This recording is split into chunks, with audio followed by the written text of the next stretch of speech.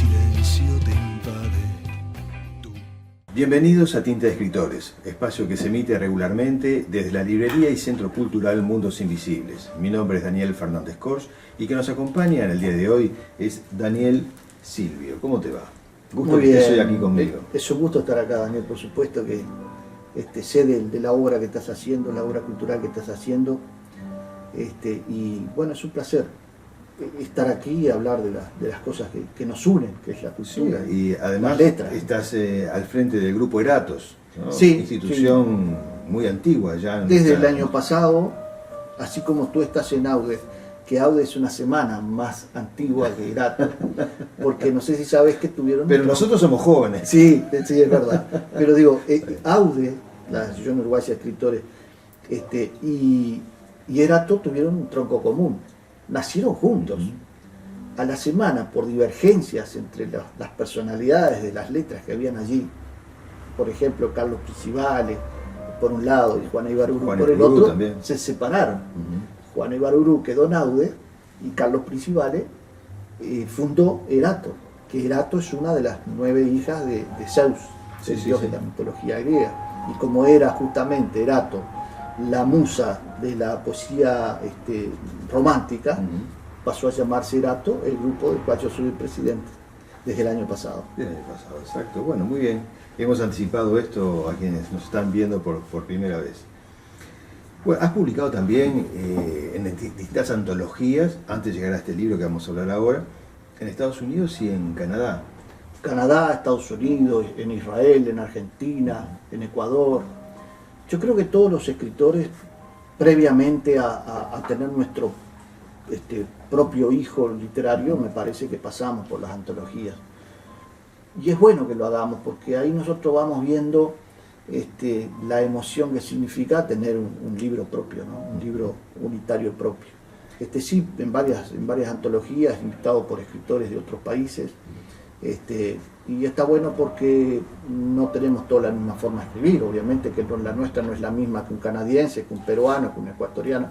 Entonces las antologías se conjugan en una cantidad de poesías y de cuentos muy diversos. Sí, enriquece. Pero después, en 2013, publicás Destellos, que son poemas, libro propio también. Sí, es Destellos, fue mi primer hijo único, vamos a decir, o sea, el primer individual que escribí, que me dio muchísimas satisfacciones, más que nada poesías amorosas, románticas. En el año 2013 fue mi primer libro, sí es verdad. Y en 2015, Desde el final. Desde el alma, que es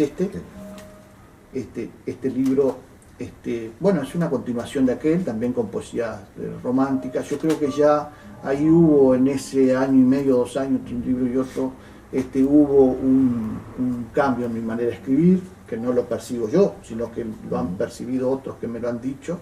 Existe como una maduración, porque ¿qué pasa? Con Destellos yo publiqué poesías que yo había escrito hacía muchos años, las fui juntando y las publiqué, y Desde el alma, más que nada, son poesías que yo las escribí en ese periodo después que salió Destellos. Entonces existe sí un cambio en mi manera de escribir poesía. Y luego, bueno, llegamos a Despertar, que esto ya es un cambio distinto, porque es un cambio de género. Acá transitas en lo que son cuentos. ¿Y cómo te sentís con eso? ¿Qué te es más cómodo, más amigable para escribir ahora que ya tenés un libro de narrativa en cuentos? Mirá, yo te voy a decir que me gusta mucho más escribir poesías. Yo soy más de la poesía libre, esa que nace sin ataduras de especie alguna. Pero una hija mía me exigió, porque ella se acordaba de los cuentos que yo le contaba cuando yo era chiquita, entonces me exigió que yo escribiera cuentos. Me puso pena, cuando yo saqué el primer libro, ella ya me lo estaba pidiendo, saqué el segundo libro de poesía, y dijo, no papá, tú tenés que sacar un libro de cuentos. Y bueno, estos son cuentos nacidos, algunos de vivencias, con algunas cosas cambiadas, adornadas, exageradas, y otras que nacen propiamente de la imaginación mía, ¿no? Bueno, es el trabajo del escritor. Sí, ¿no? claro, de una raíz o de repente una palabra, una fotografía que que te inspiró, se desarrolla toda una historia. Exactamente, sí. Y además de mi trabajo, mi trabajo fue de policía, entonces algunos de estos cuentos rozan esos momentos, y no son autobiográficos, o sea, no, Sí, acá sí. no hay, ninguno de estos cuentos son míos propios de situaciones, algunas parecidas a situaciones que viví y que yo las adorné para poder sacar el cuento, ¿no? Sí, el libro trae 30 Sí, 30 cuentos. 30 cuentos. Y lo interesante, porque encuentro interesante que no hay nada que conecte un cuento con otro. O sea, No. todas las historias son diferentes. Es verdad. No hay nada que continúe. Yo no seguí Sin un embargo, hilo conductor, conductor en todos los cuentos. Pero, sin embargo, los cuentos están tan bien hechos que tienen su propia fuerza y dinámica que no bien lees uno te genera las ganas de seguir leyendo otro. Y te encontrás de una situación, pasás a una totalmente diferente y también tocas temas sociales muy profundos, ¿no? O delicados, como el de la joven que en una situación muy particular, pero que es común, lamentablemente común, atraviesan y tienen que va a la prostitución. La culpa se llama ese Sí, cuento. la culpa, sí. Un cuento Sí. muy duro, pero bien ¿Y hecho, sabes bien de dónde realizado. salió ese cuento? Ese cuento salió de una poesía. Yo tengo una poesía que se llama La culpa y que narra esa situación. Y después decidí pasarlo a cuento. Sí, es fuerte, pero marca una realidad, ¿no? Lamentablemente. Sí, sí. Y después está, gracias a un destello, donde lo interesante ahí es que el propio autor forma parte del cuento. Y habló de este libro. No digamos, bueno. Perdón.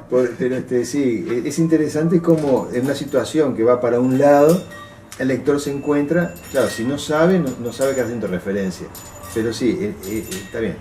Y doy a entender, porque Sí. cuando digo que de la banderola un destello caía sobre, ya estoy dando a entender de qué viene, pero obviamente el que no conoce mi Claro, libro claro, no el tiene que no por qué- conoce, sí, él se no refiere tiene cómo asociarlo, seguro. claro, en lo que ocurre en la trama de ese cuento, aparece este libro. Claro.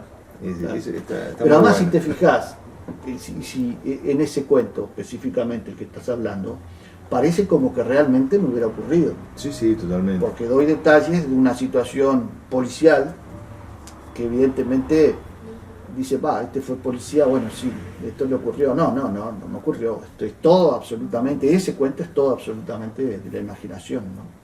Después tenés un cuento de una gran tristeza, ¿no? Que es el niño al lado. Sí, eso es un mea culpa, porque cuántas veces nosotros mismos hemos presenciado o nos hemos enterado de situaciones como que le ocurren a ese niño y no hacemos nada. Ese es un debe que tiene la humanidad, no preocuparse del que está al lado y que tiene problemas. Fíjate que es un niño cuyos padres lo maltratan, lo mandan a mendigar, está afuera con frío, no le quieren abrir la puerta. Los vecinos se compadecen hablando entre ellos, yo me pongo como uno de ellos, de esos vecinos. Fíjate que el niño pobrecito, que no sé cuánto, pero de repente uno de los dos que está conversando le dice al otro, vamos a hacer algo. No nos podemos meter, es el niño al lado. Entonces, es decir, todo aquello que fue una especie de tomar conciencia solo en las palabras, no en los hechos. Cuando llegó el momento de actuar, no se hizo nada. Sí, sí, y sigue pasando, lamentablemente sigue pasando. Pasa. Y también tenemos cuentos como El aljibe mágico, que nos transporta a un mundo diferente también. Bueno, vos sabés que en el aljibe mágico, Daniel, yo cuando niño iba a la casa de unos tíos que tenían casa afuera, en campaña, y tenían un aljibe. Y yo me imaginaba que el aljibe era mágico justamente, que me hablaba y yo le contestaba, todas esas cosas de niño. Cuando llegó el momento que mi hija me pidió que escribiera cuentos, yo me acordé de esa situación. Pero no quise hacerlo como un juego entre un niño y un aljibe, sino que lo quise hacer ya más complicado, más complejo. sea como algo que le ocurre, en este caso a mí, porque yo me pongo, hablo en primera persona ahí en ese cuento, y me pongo como que es a mí que me ocurre todo. Y el final me parece que humildemente está bien logrado, porque nadie se lo espera, el final de ese cuento. Sí, sí, pero también haces, llevas al lector a reflexiones más complejas, ¿no? Porque desde situaciones muy al alcance de la mano para todos, muy comunes, como estas que estamos nombrando, te cuestionas también el tiempo. Y en el cuento del tiempo, ahí te vas a lo filosófico, o sea, es un camino distinto que recorres. Claro, fíjate que el tiempo, voy a decir algo que es hasta ridículo, pero el tiempo le pasa a todos, a vos, a mí, a los que nos están mirando, a todos nos pasa el tiempo, y nos va cambiando, quieramos o no, poco, mucho, nos va cambiando. Entonces ahí es una especie de reflexión, como vos decís, ese cuento, en donde yo me pregunto cómo hacer para que eso no ocurra, para ganarle al tiempo. Y después de probar 1000 cosas me doy cuenta, porque lo recuerdo, eso sí es verídico. Yo tenía un compañerito en el liceo que éramos muy amigos, porque la casa de él quedaba en el medio de mi casa y la distancia del liceo, yo pasaba por la casa de él y siempre íbamos juntos al liceo. Así lo hicimos el primer año, un año entero, y en esas vacaciones él se va de Bella Unión a la ciudad de Artigas y se ahoga allí.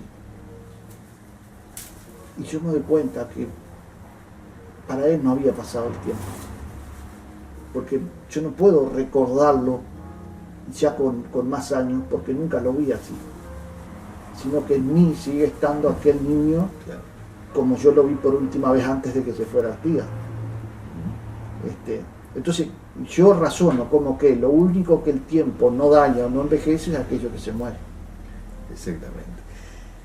Y después entramos en otro, vas por otro camino diferente y ahí sí encuentro algo vinculante a tu agrupación Eratos, ¿no? Cuando en Sentencia Divina creas un cuento con los dioses mitológicos.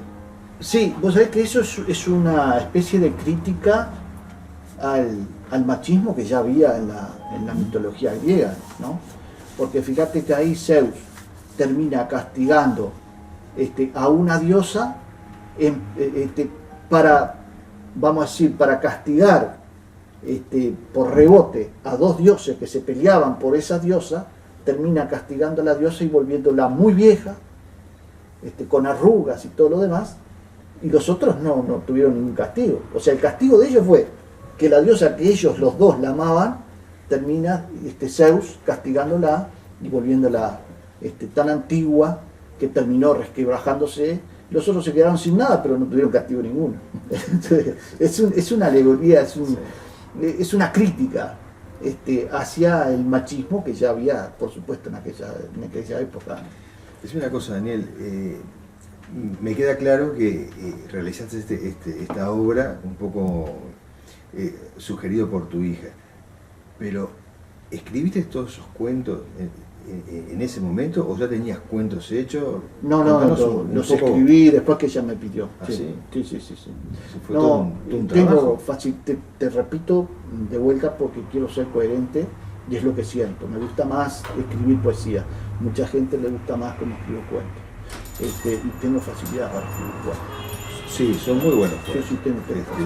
O sea, son 30 cuentos muy ágiles y que, vuelvo a decir, si bien no hay una conexión de uno con otro, son de tanta intensidad que realmente lográs atrapar al lector y crear un clima único para un variado espectro de situaciones planteadas, ¿no? Eso es realmente interesante. Te agradezco mucho, Daniel. Y sabes una cosa que yo intenté, no sé si lo logré, pero que lo intenté, es que algunos de los cuentos no tuvieran un final, que quedaran ahí en la nebulosa. ¿Viste? Por ejemplo, el famoso grito, cuando un hermano mío dice un grito y dice: cuando vos me necesites, que yo ya no esté, vení aquí, que este grito va a quedar flotando acá en el eco de un galpón que quedaba en un sótano. Pasan los años, yo escribo también en primera persona, voy allí al lugar a escuchar el grito y a encontrarme con mi hermano, pero no digo si me encuentro con él, si escuché el grito o no escuché el grito, cada uno que se imagine que sí o que no. Sí. ¿Verdad? ¿Cuánto tiempo te llevó escribir todos estos 30 cuentos? estuviste muy inspirado, así que... Y yo qué sé, lo debo haber escrito en un par de meses. ¿Sí? Sí, sí, sí. Bueno, sorprendente. Sí, en un par de meses. Sí, sí. Realmente Lo que pasa es que tengo mucha experiencia de vida. El trabajo que yo tenía me dejó mucha enseñanza. Además vengo del interior, viví una vida allá y vivo otra vida acá. Acá conocí lo bueno y lo malo. Entonces, claro, yo tengo de dónde sacar, de imaginarme cosas. No, es un libro muy ágil, muy interesante Bueno, muchas gracias. lo que lograste. ¿Y despertar por qué? ¿Por qué el nombre despertar? Porque es mi propio despertar a los cuentos. Porque yo me dormí mágicamente escribiendo poesías. Y de repente desperté y dije, mi hija tiene razón, no tengo por qué privarla a ella o a quien le guste cómo escribo de mis cuentos. Entonces desperté ese día y me puse a escribir. Por eso, nada más. Hay una gran coherencia ahí. Está muy bueno. ¿Y las ilustraciones que tiene el libro? Las hizo Ariel Grassi. Es uruguayo. Contanos un poquito quién es Ariel. Porque Ariel es un... forma parte de la obra, ¿no? Ariel es un dibujante, dibuja más que nada caricaturas. Yo lo conocí ya hace unos años. Y le pregunté a ver si él se animaba a ilustrar los cuentos y me dijo que le mandara los cuentos que él veía. Le mandé los cuentos, después me mandó, yo algunas cosas corregí, otras cosas le quedaron perfectas de entrada. Y bueno, de ahí salieron los dibujos también, ¿no? Es para darle una especie de sentido al cuento, para ilustrar un poquito. No, está bien, está perfecto. Bueno, yo creo que este libro recorre todos esos caminos que contamos recién, que es el camino de cada uno, porque te puedo asegurar que en los 30 cuentos encontré situaciones que he vivido, que he conocido de otros. Son situaciones muy comunes, pero son comunes, son trágicas. Hay cuentos de amor, hay cuentos que nos hacen reflexionar, como el del tiempo, por ejemplo. No es el único, hay otros, pero lográs atrapar al lector. Bueno, Es un libro sumamente recomendable y que seguramente uno puede llegar a leerlo varias veces y reencontrarse a sí mismo. Así que bueno, Daniel, ha sido un gusto estar contigo hoy acá, conversando sobre despertar y haber mencionado tus otros trabajos. Seguramente vamos a conocer más creaciones tuyas. Sí, creo que sí, porque me parece como que esta es mi verdadera vocación. Pero no quiero irme, Daniel, sin agradecerle a Mundos Invisibles, a Tinta Escritores y a ti en particular, por esta oportunidad que me das de difundir mi libro, por esas elogiosas palabras, esos elogiosos comentarios, y vamos a seguir en contacto, tanto en Aude Erato como aquí o en cualquier otro lado que estemos, porque por nosotros corre tinta de sangre azul de escritores. Claro que sí. Bueno, queridos amigos, espero que hayan disfrutado, así como lo hice yo, de este encuentro con Silvio Daniel. Muchas gracias. Gracias.